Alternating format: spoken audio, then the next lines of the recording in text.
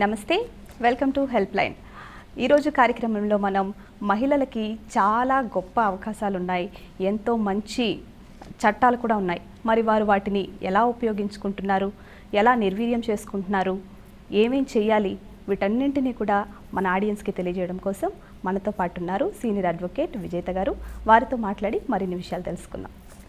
నమస్తే మేడం. నమస్తే. ప్రస్తుత కాలంలో మహిళలకు అనుకూలంగా ఎన్నో చట్టాలు ఉన్నాయి. మరి వారు వాటిని ఎంతవరకు ఉపయోగించుకుంటున్నారు, ఎలాంటి చట్టాలు ఉన్నాయి, వారికి ఎంతవరకు వాటిని ఉపయోగించుకోలేకపోతున్నారు? ఇక్కడ ఉపయోగించుకోవటానికి వాళ్ళకి అవగాహన అనేది ముందుండాలి.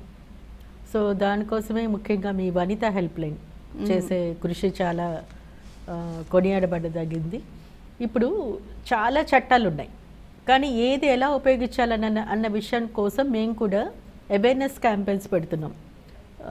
లీగల్ సర్వీసెస్ అథారిటీ కానివ్వండి, అలాగే నేషనల్ లీగల్ సర్వీసెస్ అథారిటీ జాగృతి యూనిట్ కానివ్వండి, వీటి ద్వారా మహిళలకి కానీ పబ్లిక్ కానీ ప్రజలకు కానీ వాళ్ళకి అవసరమైన చట్టాలు ముఖ్యంగా డౌన్ ట్రాడన్కి సంబంధించి గ్రాస్ రూట్ లెవెల్ నుంచి అవగాహన కార్యక్రమాలు కల్పించాలని ఈరోజు కృషి జరుగుతుంది. ముఖ్యంగా మహిళలకి వాళ్ళకి ఈరోజు అవసరమైన చట్టాలు ఎన్నో చేశారు, కానీ అందులో చాలా వరకు మహిళలకు తెలియకపోవటం వల్ల వారికి కావలసిన సహాయం కోర్టు నుంచి ఎలా పొందాలి, ఎలా అడగాలి, కోర్టుని ఎట్లాంటి పిటిషన్స్ మనం వెయ్యాలి అనే విషయాల్లో చాలా వరకు మహిళలకు తెలియదు. ఈరోజు వరకున్న చట్టాలు కానీ అవకాశాలు కానీ ఏవీ తెలియవు. అలాగే ఎఫ్ఐఆర్ ఉంది. ఇప్పుడు ఒక భార్యాభర్తల మధ్య కొన్ని గొడవలు ఉన్నాయి. అలా గొడవలు ఉన్నప్పుడు 100 నెంబర్ కాల్ చేసి మాకు హెల్ప్ కావాలి, హస్బెండ్ నుంచి నాకు కొంచెం సేఫ్టీ లేదు, నన్ను చంపే పరిస్థితులు ఇంట్లో ఉన్నాయి, నేను ఇంట్లోంచి బయటికి రాలేని పరిస్థితిలో నేను ఉన్నాను, నాకు సహాయం చేయండి అని ఫోన్ చేస్తే పోలీసులకు సహాయం చేయాలి. ఆ విషయం చాలామందికి తెలీదు. ఒక 100 నెంబర్కి కాల్ చేయాలంటే భయపడతారు. అలాగే 181 అంటే డొమెస్టిక్ వైలెన్స్, అంటే ఒక 4 గోట్ల మధ్య జరిగే హింస, భార్యను వేధించడం, ఇలాంటివన్నీ సంబంధించి 181 అనే హెల్ప్ లైన్ ఉంది. దానికి ఫోన్ చేయడానికి అందరూ భయపడతారు. కానీ 100 కానివ్వండి, 181 కానివ్వండి, వాటిలో ఉన్న ముఖ్యమైన ఉద్దేశం ఏంటంటే ముందుగా కౌన్సిలింగ్ చేస్తారు. పోలీసులు వచ్చారు కాబట్టి వాళ్ళని అరెస్ట్ చేస్తారని భయపడతారని ఇలాంటి అపోహ ఉండద్దు. వాళ్ళు వచ్చేది ఎందుకంటే ఫస్ట్ టైం వచ్చినప్పుడు భార్యాభర్తలకు మధ్య అవగాహన కల్పించడానికి వాళ్ళు కూడా కౌన్సిలింగ్ చేస్తారు. అలాగే అత్తగారు కానీ ఇన్లాస్ ఎవరైతే ఉంటారో వాళ్ళ నుంచి ఎలాంటి వేధింపులు ఉన్నా కూడా ఈ 181 అనే హెల్ప్ లైన్ నెంబర్ ద్వారా ఆ కౌన్సిలింగ్ చేసి అలాంటి వేధింపుల నుంచి రక్షణ కల్పించడానికి ముందు సంప్రదింపుల ద్వారా, అంటే కౌన్సిలింగ్ వాళ్ళకి నచ్చ చెప్పటం, ఇలా చేయకూడదు, చేస్తే ఈ చట్టాలు ఉన్నాయి, మహిళలకు అనుకూలమైన చట్టాలు ఉన్నాయి, మీరు ఇలా చేయటం వల్ల మిమ్మల్ని జైలుకు పంపించే అవకాశం ఉంటుంది, కాబట్టి మీరు అలా చేయొద్దు అని ముందుగా వాళ్ళకి నచ్చ చెప్పటం, వేధింపుల నుంచి రక్షణ కల్పించడం. అలా ఏమన్నా ఉన్నప్పుడు మళ్ళీ మాకు ఫోన్ చేయండి, ఫోన్ చేసినప్పుడు మేము వస్తాం, దీనికి సంబంధించి మేము చూసుకుంటాం. పెట్రోలింగ్ అవసరమైతే పెట్రోలింగ్ కూడా పెడతాం. అంటే పెట్రోలింగ్ అంటే ఆ పర్టికులర్ టైమింగ్స్లో 4-5 సార్లు ఆ ప్లేస్లో వాళ్ళు తిరగటం జరుగుతుంది. పోలీస్ వెహికల్స్ వీళ్ళు ఎలా ఉన్నారు అనేది ఒకసారి చూడటం కూడా జరుగుతుంది. ఇవన్నీ ఉన్నాయని చాలామంది మహిళలకు తెలియదు.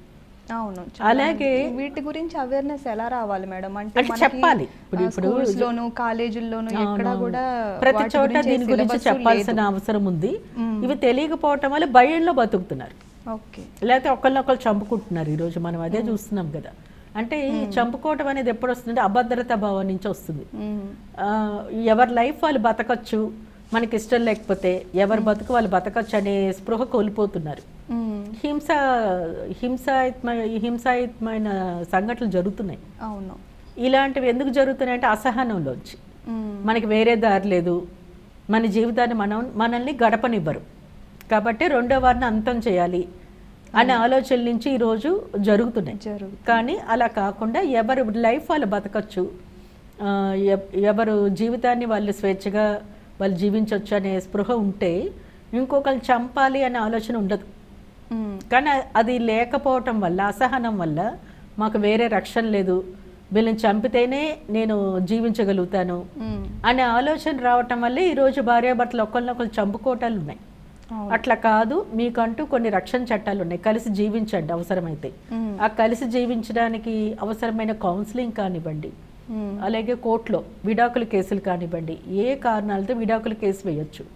విడాకుల కేసు వేసిన తర్వాత కోర్టు వాళ్ళు ఏం చేస్తున్నారు, ఒక మినిమం 3 సార్లు, అవసరమైతే ఇంకెక్కువ సార్లు కూడా కూర్చోపెట్టి మాట్లాడతారు కౌన్సిలింగ్ అని.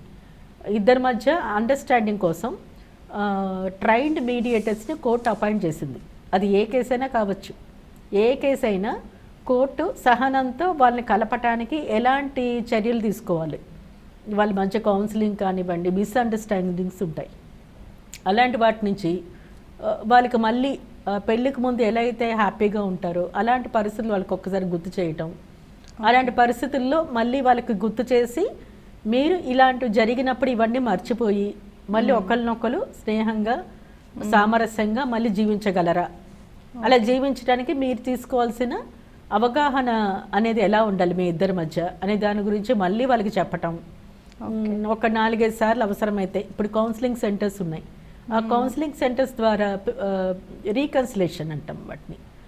వాళ్ళ మధ్య ఎక్కడైతే పొరపచ్చాలు వచ్చాయో వాటిని కొంచెం పాసిఫై చేసి మళ్ళీ వాళ్ళని పూర్వ మాదిరిగా, అంటే పెళ్ళికి ముందు ఒకలంటే ఒకరు కోపం ఉండదు కదా, అవును, పెళ్లి జరిగే రోజు కూడా ఒకలంటే ఒకరు కోపం ఉండదు.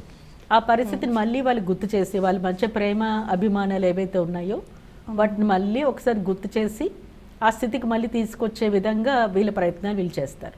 ఓకే. ఇలాంటివన్నీ కూడా ఈరోజు కోర్టులో విడాకుల కోసం వేసినప్పుడు ఈ ఫ్యామిలీ కోర్ట్స్ ఏవైతే ఉన్నాయో అందులో ఏ కేసు పడినా సరే, ముఖ్యంగా కుటుంబానికి సంబంధించి ఎలాంటి కేసులైనా కానివ్వండి, అది వివాహానికి సంబంధించి కానివ్వండి, అంటే ఒక కారణం లేకుండా విడివిడిగా వెళ్ళిపోతారు. వెళ్ళిపోయినప్పుడు కలిసి నాతో జీవించు అనే పిటిషన్ వేసుకోవచ్చు. వస్తారా రారా అనేది తర్వాత సంగతి. ఓకే. ఈ పిటిషన్ వేయటం వల్ల రెండో వారి మనసులో ఏముంది అన్న విషయం రెండో వారికి తెలుస్తుంది. ఇద్దరు అసలు ఏ కారణం వల్ల విడిపోయాము అనేది తెలుస్తుంది ఒకరికొకరు. ఏమన్నా మళ్ళీ కలిసి ఉంటారా, లేదు శాశ్వతంగా విడిపోతారా అన్నది తెలియాలి కదా, అదొకటి.